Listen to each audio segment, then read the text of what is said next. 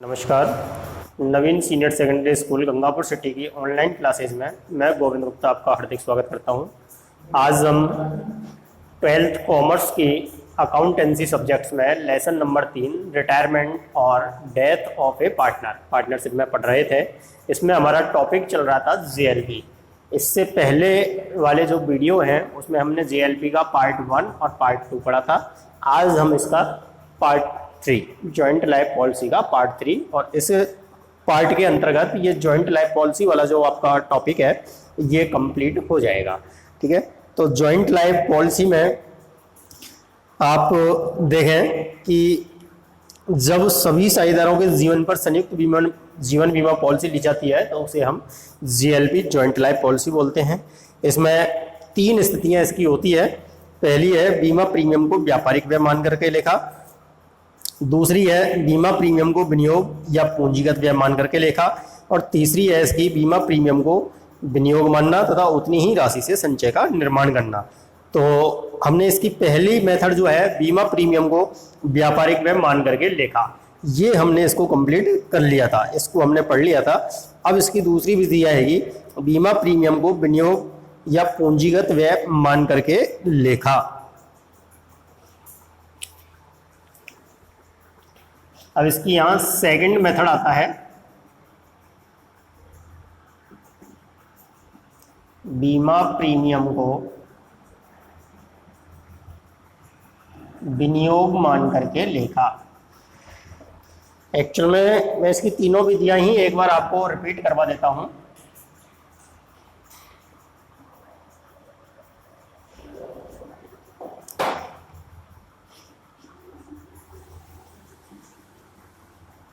संयुक्त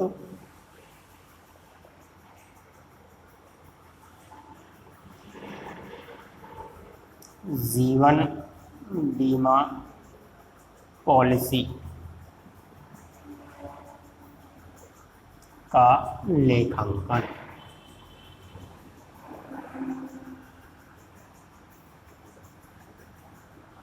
accounting of joint life policy, इसको हम शॉर्ट में बोलते हैं JLP। इसकी 3 विधियां हैं। फर्स्ट, जब बीमा प्रीमियम को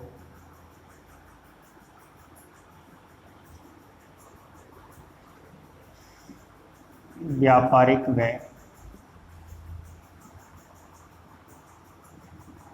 मानकर लेखा। सेकंड है बीमा प्रीमियम को विनियोग इन्वेस्टमेंट मानकर लेखा। और तीसरी विधि है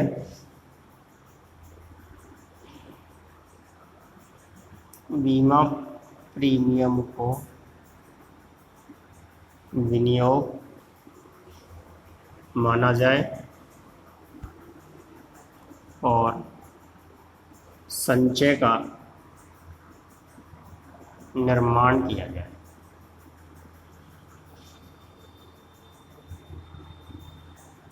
ये इसकी 3 विधियां हैं।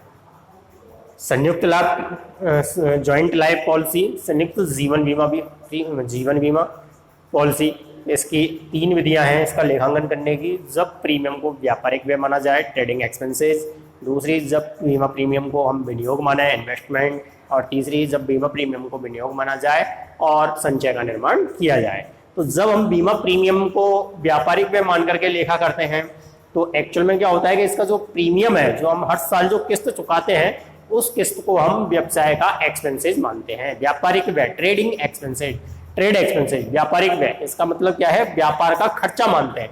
अब व्यापार का खर्चा क्या होता है, वर्ष के अंत में कहाँ चला जाता है, वो P&L अकाउंट में ट्रांसफर हो जाता है। ठीक है ना। तो वर्ष के अंत में उसको हम P&L अकाउंट से वसूल कर देते हैं और प्रत्येक वर्ष के अंत में बीमा प्रीमियम में कोई बैलेंस नहीं बचता है, निल होता है। ठीक है, अपन ने उसको भुगतान किया टू बैंक, ये 5,000 रुपये पेमेंट कर दिया बीमा प्रीमियम का, और वर्ष के अंत में बाई पी एंडल से हमने उसको वसूल कर लिया 5,000 रुपये, कहानी खत्म। यानी कि कुछ भी उसमें नहीं बचता है। बीमा प्रीमियम में जीएलपी का कोई बैलेंस नहीं बचता है। ठीक है, तो इसमें तो इसका बैलेंस क्या बचेगा, हमेशा निल। लेकिन दूसरी जो है बीमा प्रीमियम को विनियोग मान करके लेगा, इसमें हम इसको विनियोग माना जाता है, और विनियोग मान करके इसका जो बैलेंस बचता है उसको हम पी एंडल में, इसका जो समर्पण मूल्य होता है, समर्पण मूल्य इसका बैलेंस बचता है, और बाकी की राशि हम कहाँ ट्रांसफर कर देते हैं, उसकी बीमा प्रीमियम में। तो जितना भी इसकी सरेंडर वैल्यू है, सरेंडर वैल्यू तो क्या बचेगी इसकी, बैलेंस, शेष बचेगी, और शेष को पी एंड एल अकाउंट में ट्रांसफर कर देंगे।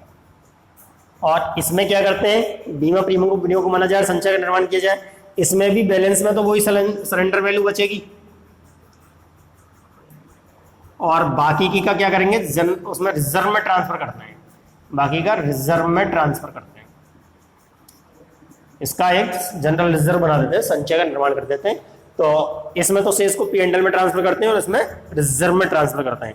अब इसको कैसे आप समझेंगे, तो देखिए अब इसकी दूसरी विधि अपन ने पहली तो पढ़ ली थी कि भाई बीमा प्रीमियम को व्यापारिक व्यय माना जाता है, व्यापारिक व्यय मान करके इससे पहले वाला जो हमारा पार्ट 2 है इसका वीडियो का, उसको आप देख रहे हैं लेक्चर 16 और पार्ट 2 में आपको इसकी पहली विधि जो है बीमा प्रीमियम को व्यापारिक व्यय मान करके लेखा, उसको मैंने डिटेल से समझाया, वो आपके समझ में आ जाएगी। अब इसकी सेकंड जो मेथड है, जब बीमा प्रीमियम को विनियोग मान करके लेखा, अब विनियोग मान करके हम लेखा करेंगे तो इसमें क्या करते हैं कि इसमें जो सरेंडर वैल्यू होती है वो इसका बैलेंस बचता है क्लोजिंग और वर्ष के अंत में, और बाकी की शेष राशि जो है वो उसको पी एंड एल में ट्रांसफर कर देते हैं। जैसे आपने 5,000 रुपये बीमा प्रीमियम चुकाया, पहले साल में आपका 1,000 रुपये इसका सरेंडर वैल्यू बचती है, समर्पण मूल्य क्या है 1,000 रुपये, तो आप लिखेंगे to bank 5,000 by balance CD 1,000, और अंतर की राशि आपकी क्या आएगी 4,000 रुपये, वो ट्रांसफर हो जाएगी आपकी पी एंड एल अकाउंट में। ठीक है, तो ये हमारा अकाउंट बनता है।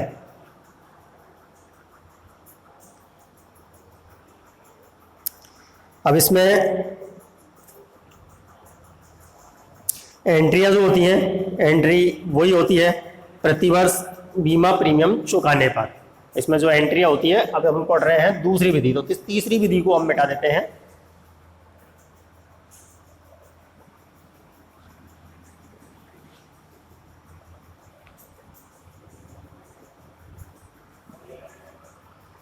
हम कौन सा वाला मेथड पढ़ रहे हैं, ये वाला। इसमें प्रविष्टियां एंट्री देखें, एंट्री पहली होगी प्रतिवर्ष बीमा प्रीमियम चुकाने पर।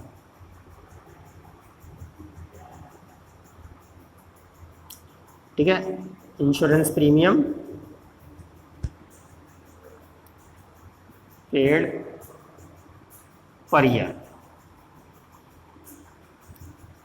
प्रतिवर्ष जो आप बीमा प्रीमियम चुकाएंगे तो उसकी हम क्या एंट्री करेंगे, इसमें एंट्री होगी आपकी GLP account DR to bank, simple सी एंट्री है, GLP account DR to bank, यानी इंश्योरेंस प्रीमियम को हम डीआर करेंगे और बैंक को सीआर कर देंगे। प्रतिवर्ष प्रीमियम को लाभानी खाते में ट्रांसफर करने पर दूसरी एंट्री होगी इसकी, प्रतिवर्ष बीमा प्रीमियम को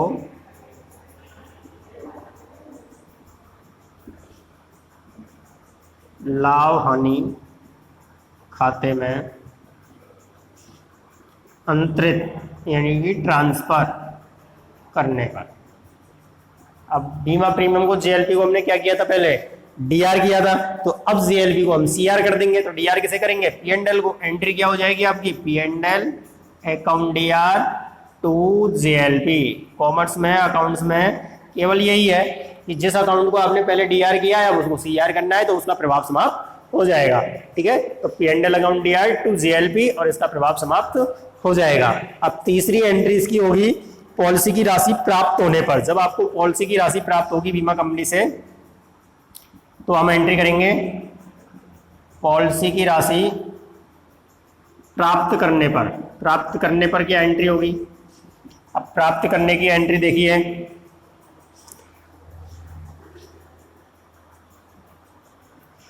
insurance company account DR to GLP.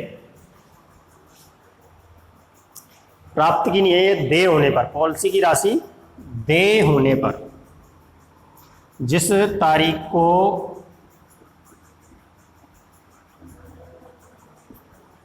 दे होने पर, जिस तारीख को किसी साझेदार की डेथ हो जाती है, मृत्यु हो जाती है, तो हमारी वो राशि दे हो जाती है उस पर। अब जब राशि दे हो गई तो हम दे होने पर जो एंट्री करेंगे वो एंट्री इसकी आएगी जीएलपी इंश्योरेंस कंपनी। किससे पैसा लेना है हमें? इंश्योरेंस कंपनी से।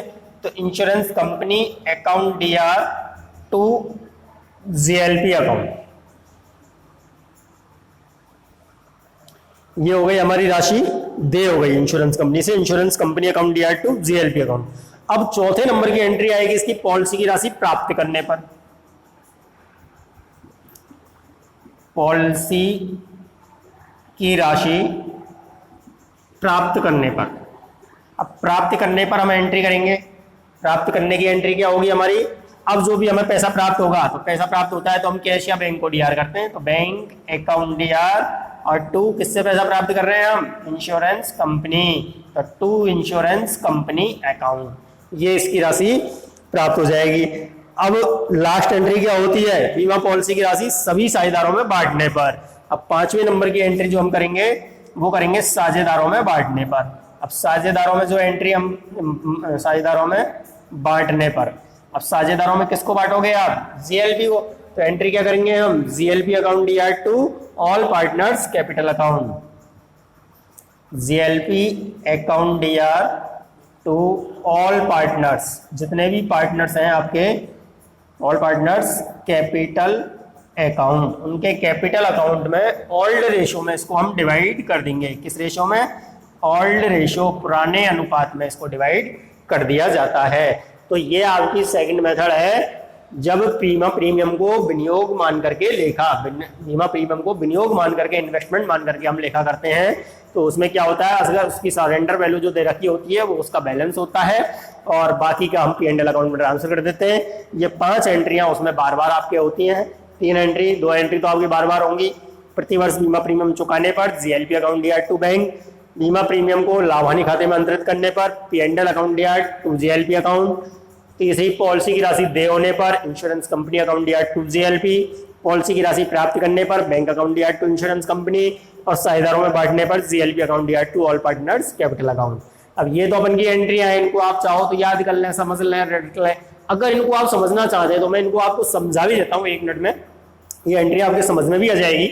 देखिए, सबसे पहले हम एंट्री करते हैं प्रतिवर्ष बीमा प्रीमियम चुकाने पर, इंश्योरेंस प्रीमियम हम पेड कर रहे हैं, ठीक है। इंश्योरेंस प्रीमियम आपने 11वीं क्लास में, 11वीं क्लास में आपने जनरल एंट्रियों के नियम पढ़े हैं। एंट्रियों के नियम में आपको पता है कि पाने वाले को डीआर करते हैं, देने वाले को सीआर करते हैं, समस्त हानि और खर्चों को डीआर करते हैं, समस्त लाभ और आय को सीआर करते हैं, समस्त संपत्तियों को डीआर करते हैं, और समस्त दायित्वों को सीआर करते हैं। ये हमारे नियम है। तो हम इसमें देखेंगे कि इंश्योरेंस प्रीमियम जो है, बीमा प्रीमियम, ये हमारा क्या है? एक्सपेंसेस। एक्सपेंसेस को हम क्या करते हैं? डीआर। तो एंट्री हो जाएगी आपकी एक्सपेंसेस, यानी GLP account DR to bank account GLP. अगर हम इसको व्यापारिक व्यय ही मानते पूरा का पूरा, तो हम लिख देते इसमें इंश्योरेंस प्रीमियम, लेकिन यहाँ हम इसको इन्वेस्टमेंट मान रहे हैं, इसलिए इंश्योरेंस प्रीमियम ना लिख करके क्या लिखेंगे? GLP, joint life policy. तो अब इसकी पहली एंट्री आपकी इजी हो गई। इंश्योरेंस प्रीमियम हमारा जो है वो एक्सपेंसेस है, एक्सपेंसेस को हम डीआर करते हैं, तो GLP account DR to bank, और चुका रहे हैं तो जो पैसा जा रहा है तो उसको हम सीआर करेंगे। तो पहली एंट्री आपकी clear, GLP account DR to bank. दूसरी एंट्री, प्रतिवर्ष बीमा प्रीमियम को लाभ हानि खाते में ट्रांसफर करने पर, जब हम किसी भी खाते में से उसको ट्रांसफर करते हैं तो उसका बैलेंस हमें जीरो करना पड़ता है। तो बैलेंस जीरो करने के लिए पहले हमने जिसको डीआर किया उसको अब सीआर कर देंगे, पहले अगर सीआर किया है तो अब उसे डीआर कर देंगे। यहाँ जीएलपी को हम देखेंगे, जीएलपी हमने क्या किया है यहाँ पर? डीआर। तो अब अगली एंट्री में हम जीएलपी क्या हो जाएगी CR, और DR में क्या हो जाएगा, लाभ हानि खाते में आप अंतरित कर रहे हैं तो P&L account DR to GLP। यहां आप प्रतिवर्ष ये 2 एंट्रियां करते रहेंगे। जब किसी साझेदार की मृत्यु हो जाएगी तो मृत्यु होने पर पॉलिसी की राशि देय होगी, देय होने की एंट्री करेंगे हम insurance company account DR to GLP। अब जब भी कोई राशि देय होती है तो जो देने वाला होता है उसको हम DR करते हैं, ठीक है ना। जो देय होती है तो ये एक तरह से हमारा एसेट्स हो गई, भाई हमें उससे पैसा प्राप्त करना है तो वो एसेट्स हो गई, तो उसको हम DR करते हैं, देने वाले को डेटर्स जो है। तो इसमें कौन देगा पैसा, इंश्योरेंस कंपनी देगी, तो insurance company account DR to GLP, insurance company को DR कर देंगे। अगली एंट्री में पॉलिसी की राशि प्राप्त करेंगे तो कैश या बैंक आएगा तो कैश या बैंक को DR करेंगे, और किससे प्राप्त कर रहे हैं, इंश्योरेंस कंपनी, उसको हम कर देंगे CR। इसके बाद में साझेदारों में बांटने पर जब साझेदारों में इसको डिवाइड किया जाएगा तो GLP आपका बैलेंस बच रहा है GLP का, तो GLP अकाउंट DR और to all partners capital account. इस प्रकार से इसकी एंट्रियां होती है। एग्जाम्पल नंबर 25 से आप इसके समझ में आ जाएगा। एग्जाम्पल नंबर 25 को आप समझें, फिर इसकी हम तीसरी विधि पढ़ेंगे।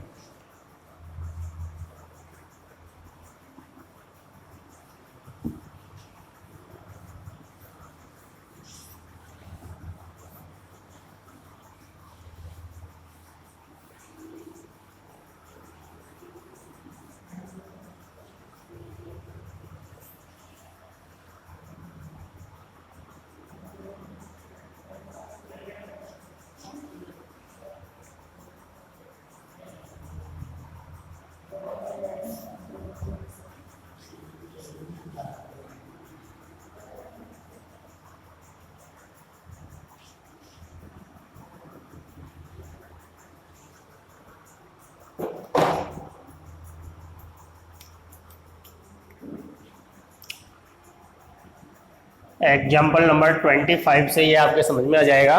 एग्जाम्पल 25 पेज नंबर 130 पर है। आप देखें, पिछले उदाहरण में यदि बीमा प्रीमियम को विनियोग माना जाता है तो फर्म की पुस्तकों में जनरल प्रविष्टि कीजिए, संयुक्त जीवन बीमा पॉलिसी खाता बनाइए। पॉलिसी का समर्पण मूल्य इस प्रकार है, यानी एग्जाम्पल नंबर 24 को ही लिया है इसने और इसमें ये दे रहा है। तो एग्जाम्पल नंबर 24 की डिटेल अपन निकालना है। ABC एक फर्म में 3-2-1 के अनुपात में लाभ बांटते हुए साझेदार हैं। यहाँ आपके 3 पार्टनर हैं A, B और C, और इनका रेशियो है 3:1। यह है पुराना अनुपात, ओल्ड रेशियो, ठीक है। इसके अलावा फर्म ने उनके जीवन बीमा पर 60,000 रुपए की संयुक्त जीवन बीमा पॉलिसी ले रखी है, GLP ले रखी है। और कब ली है, 1 अप्रैल 2013 को, 1/4/13 को, और अमाउंट है उसका 60,000 रुपए। 60,000 रुपए की पॉलिसी ले रखी है। पॉलिसी पर प्रतिवर्ष 5,000 रुपए प्रीमियम दिया जाता है। इस पर प्रीमियम कितना है, 5,000 रुपये। इधर नीचे ही लिख देते हैं। इस पर प्रीमियम जो दिया जाता है, प्रीमियम पर ईयर कितना है, 5,000 रुपीज। 5,000 रुपये प्रतिवर्ष इस पर प्रीमियम चुकाया जाता है। प्रीमियम को ये व्यापारिक वे नहीं मानना, इसमें वो मानना है। बी की मृत्यु 5 अप्रैल 2016 को हुई।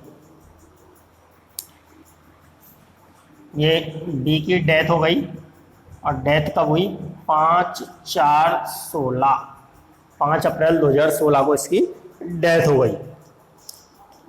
8 अप्रैल 2016 को पॉलिसी की राशि प्राप्त हो गई। पॉलिसी अमाउंट रिसीव्ड 8/4/16, 8 अप्रैल 16 को, ठीक है। ये तो एग्जाम्पल नंबर 24 में से ले लिया। अब 25 में देखिए, पॉलिसी का समर्पण मूल्य इस प्रकार था। सरेंडर वैल्यू,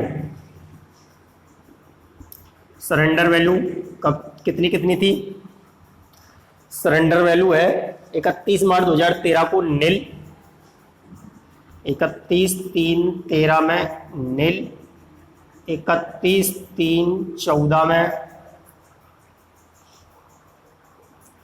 2000, और 31/3/15 को है 4,000 रुपये।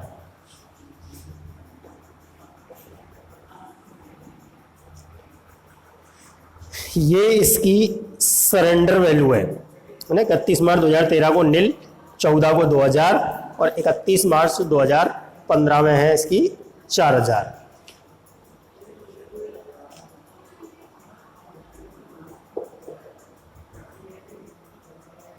ये इसने मिस प्रिंट है, इसको थोड़ा सा सही करना है आप। एक्चुअल में पॉलिसी ही इसने ली है 1 अप्रैल 2013 को, तो ये 31/3/14 को नील आएगी, 31/3/15 में आएगी 2000, और 31/3/16 में आएगी इसकी 4000। ठीक है, अब हम इसकी एंट्री करेंगे। एंट्री करने के लिए आपको उसी प्रकार से एंट्रियां होंगी। कैसे एंट्रियां होंगी? एंट्री करने के लिए आप चाहें तो इसका सबसे पहले एक अकाउंट बना लें। अकाउंट कौन सा अकाउंट बनेगा? इसमें संयुक्त जीवन बीमा पॉलिसी अकाउंट, जीएलपी अकाउंट इसने बनवाया है। तो हम इसमें जीएलपी अकाउंट बना देते हैं। First of all joint life policy account.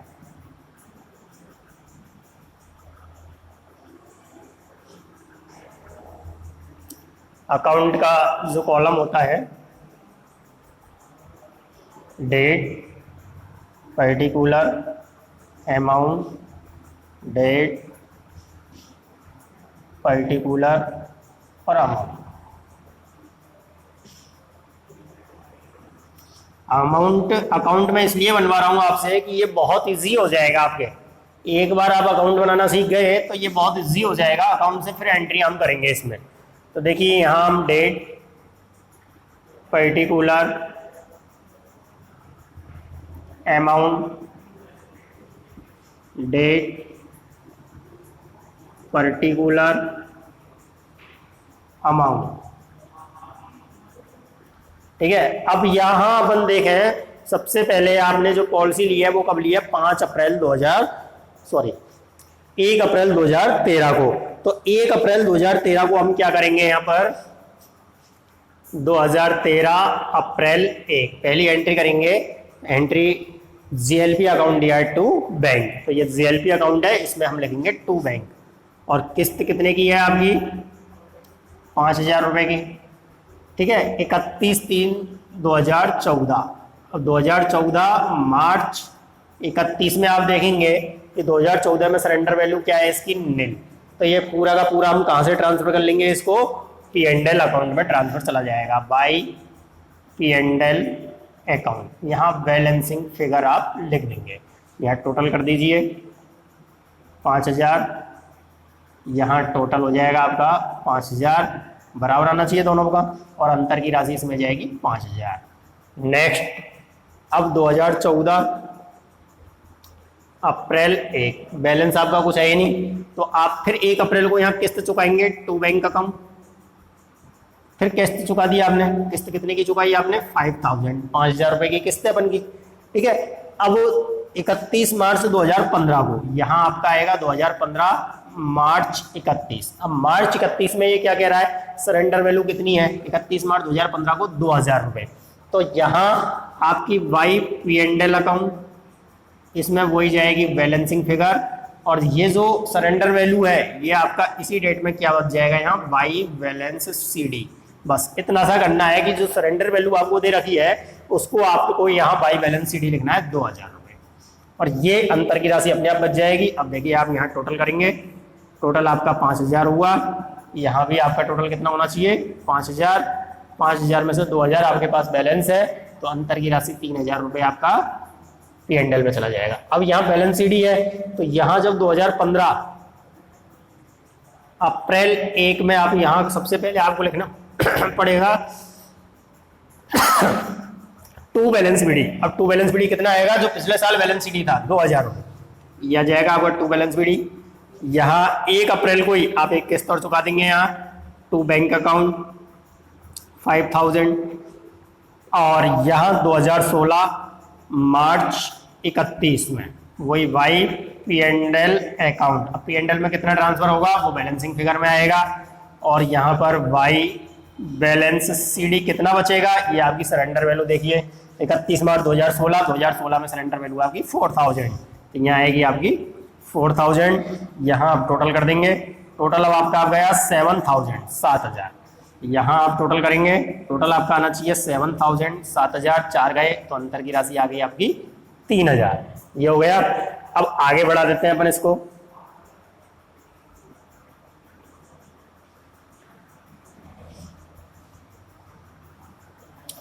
अब यहाँ 2016 अप्रैल 1 टू बैलेंस डी, जो बैलेंस डी था आपका पिछले साल 4,000 रुपये, ये आ जाएगा। यहाँ आप 1 अप्रैल में दोबारा पेमेंट कर देंगे टू बैंक अकाउंट, पॉलिसी चुका देंगे 5,000 रुपये। फिर यहाँ आपके इसकी डेथ हो जाती है, या क्या होता है, डेथ हो जाती है। तो अब हम क्या करेंगे, इधर इंश्योरेंस कंपनी से पैसे प्राप्त कर लेंगे। इंश्योरेंस कंपनी से पैसे कब प्राप्त हुए, 5 अप्रैल 2016 को डेथ हो गई, 8 अप्रैल को अपन को अमाउंट रिसीव हो गया, पॉलिसी रिसीव्ड अमाउंट 8 अप्रैल। तो यहाँ 2016 अप्रैल 8, अब अप्रैल 8 में यहाँ राशि प्राप्त कर लेंगे बाई इंश्योरेंस कंपनी अकाउंट।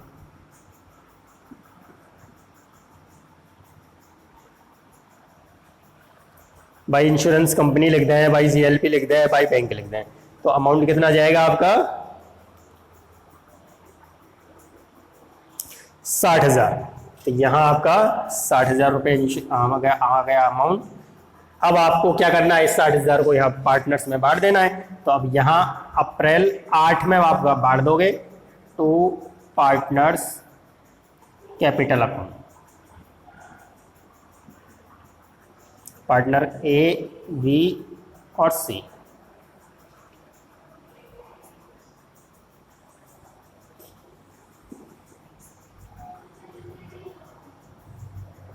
यहाँ आप टोटल कर दें 60,000 आएगा। यहाँ का टोटल भी आपका कितना आना चाहिए, 60,000। 60 में से 5 और 4 9 को घटा दो, 51,000। कितना बच गया, 51,000। 51,000 को अपन बांट देंगे किसमें, 3, 2, 1 जो इनका रेशो है, रेशो में हम डिवाइड कर देंगे इसको 3, 2, 1, 3, 2, 5 और 1 6। 6 का भाग दो 51,000 में,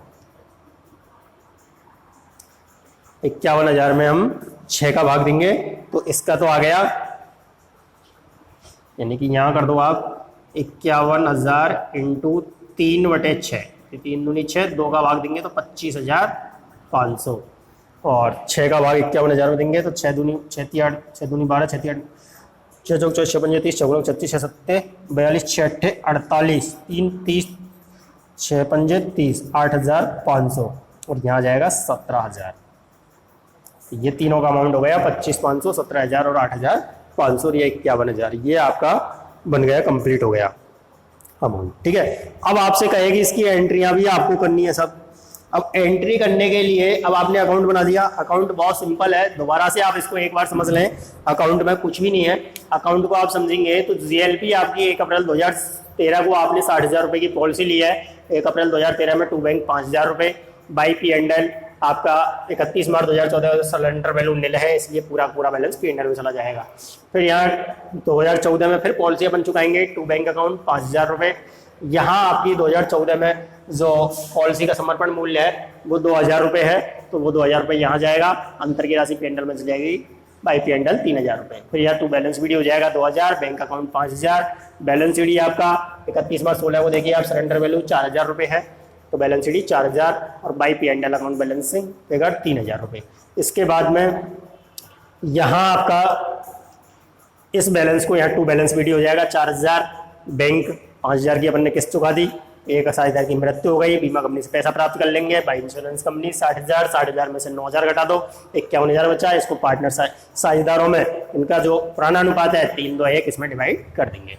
अब इसकी एंट्रियों के लिए अगर आपसे कहा जाए तो एंट्रियां इसकी बहुत सिंपल है। एंट्रियां आप करेंगे तो देखिए यहाँ पहली एंट्री हो जाएगी आपकी, इस तरह से इसकी एंट्रियां कर सकते हैं। जैसे पहली एंट्री आपकी 2013 अप्रैल 1 क्या एंट्री होगी, GLP account DR to bank, GLP account DR to bank. भाई जहां टू में जो चीज है उसके लिए जीएलपी को डीआर करेंगे, टू बैंक हो जाएगा। यहाँ वाई में जो है इसको P&L को डीआर करेंगे, टू में जीएलपी हो जाएगा। यानी जिसके आगे वाई लिख रहा है उसको डीआर करना है, टू में खाते का नाम, और जो टू वाली साइड है उसमें खाते के नाम को डीआर करना है, टू में ये किया जाएगा। ठीक है, तो टू बैंक और अमाउंट आपका आ जाएगा 5,000। सेकेंड एंट्री आपकी 31 मार्च 2014, मार्च 31 में P&L अकाउंट डीआर, इसमें डीआर क्या होगा, P&L अकाउंट डीआर टू, खाते का नाम जीएलपी अकाउंट, अमाउंट कितना आ गया 5,000। सेकेंड एंट्री टू बैंक वही 2014 में, अप्रैल 1 क्या एंट्री हो जाएगी, GLP account dear to bank, GLP account dear to bank, amount 5000। तीसरी एंट्री इधर आ जाओ बाई पी एंड एल है, तो जीएलपी अकाउंट डियर 2015 मार्च 31 में एंट्री हो जाएगी, P and L account dear to GLP, खाते का नाम, राशि आ जाएगी 3000 रुपये। बैलेंस सीडी और बैलेंस बीडी की एंट्री नहीं होती। फिर बैंक 2015 अप्रैल 1 में GLP account dear to bank, amount आ जाएगा आपका वही 5000 रुपये।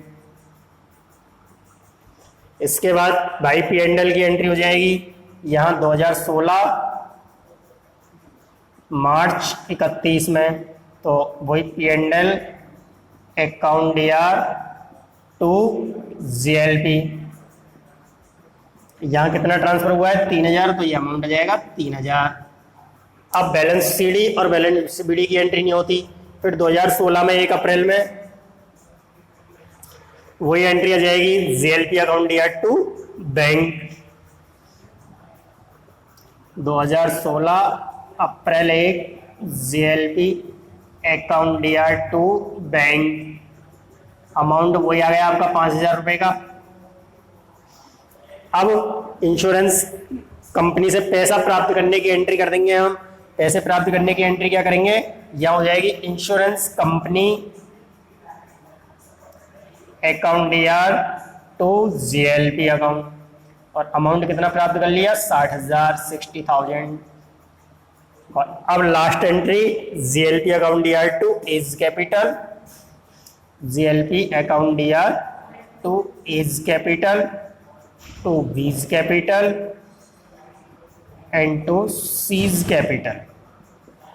अमाउंट आपका एबीसी में 3 जितना भी आया है 25,500, 17,000 और 8,500, और यहाँ गया आपका 51,000। तो इस प्रकार से पहले आप अकाउंट बना लें, उसके बाद इसकी एंट्रियां कर लें, तो ये सारा कंप्लीट आपका हो जाएगा।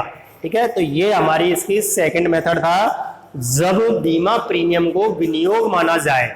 तो जब बीमा प्रीमियम को हम विनियोग मानते हैं तो इस प्रकार से उसकी हम एंट्री करते हैं। उसमें जो सरेंडर वैल्यू होती है वो उसमें बैलेंस बचाते हैं, बैलेंस सीडी, और अंतर की राशि को हम पी एंड एल अकाउंट में ट्रांसफर कर देते हैं। ठीक है, अब हमारी जो तीसरी विधि आएगी, वो तीसरी विधि कौन सी आएगी, जब बीमा प्रीमियम को विनियोग माना जाए और संचय का निर्माण किया जाए। तो अब संचय का जब हम निर्माण करेंगे तो इसमें कुछ भी नहीं है, इस पूरे एग्जाम्पल में केवल आप एक चीज आपके चेंज होएगी कि यहाँ पी एंड एल की जगह जीएलपी रिजर्व आएगा, और कुछ भी नहीं है। जहां हमने उसको पी एंड एल से ट्रांसफर किया था और वहां हमें किस में करना है, जीएलपी रिजर्व में। बैलेंस सीडी तो वही बचेगा आपका, है ना। अब यहाँ बैलेंस सीडी बचने के बाद में जो पी एंड एल में ट्रांसफर किया है, इसकी जगह हमें किस में करना रहेगा, जीएलपी रिजर्व में। जीएलपी रिजर्व में इसको हम ट्रांसफर करेंगे, और जीएलपी रिजर्व में ट्रांसफर करने के बाद में जीएलपी रिजर्व में ट्रांसफर हो जाएगा वो। ठीक है, फिर हम जब जीएलपी रिजर्व अकाउंट बनाएंगे तो वो पी एंड एल एप्रोप्रिएशन में ट्रांसफर होगा। जैसे एग्जाम्पल नंबर 26 दे रखा है, एग्जाम्पल नंबर 26 में ही आप इसको समझ सकते हैं। पूरा का पूरा एग्जाम्पल सेम टू सेम है, आप अपनी बुक में देख लें। वही टू बैंक और बाई जीएलपी रिजर्व, यहाँ टू बैंक और जीएलपी रिजर्व आ जाएगा पी एंड एल की जगह। ठीक है, फिर उसके बाद में वही टू बैंक और बाई पी एंड एल की जगह आएगा यहाँ पर जीएलपी रिजर्व, और बैलेंस सीडी वही आ जाएगी 3000 2000। फिर बैलेंस बीडी आपकी 2000, टू बैंक 5000, यहाँ बैलेंस सीडी में वही 4000 आ जाएंगे आपके, और ये पी एंड एल अकाउंट की जगह क्या हो जाएगा, जीएलपी रिजर्व हो जाएगा 3000 रुपये। फिर उसके बाद वही to balance BD 4000, to bank account 5000, by insurance company 60,000। अब इसमें जो जीएलपी रिजर्व में जो पैसा है आपका 4000, ये और आएगा भाई जीएलपी रिजर्व 4000 रुपये से इधर आएगा, और फिर इसमें हम इसको डिवाइडेशन कर देंगे। ठीक है, तो इस प्रकार से ये अकाउंट भी आपका इसमें बन जाएगा। ठीक है, अब नेक्स्ट वीडियो में हम इसका अगला टॉपिक जो है वो हम पढ़ेंगे। Thank you.